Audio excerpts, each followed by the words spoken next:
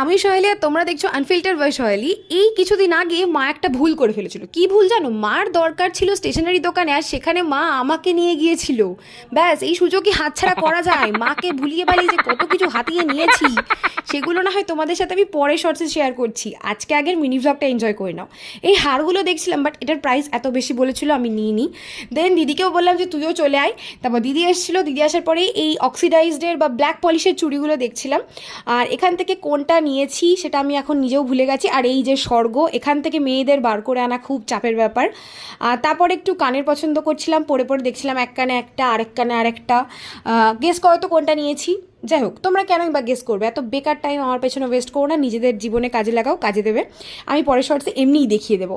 আর তাই হোক, তারপরে একটু দিদিও কানে ঠানে ট্রাই করছিল। আজকের শর্টসটা এইটুকুই। তোমরা সবাই ভালো থেকো, সুস্থ থেকো। তোমাদের সাথে গল্প হবে আবার পরের শর্টসে। বাই।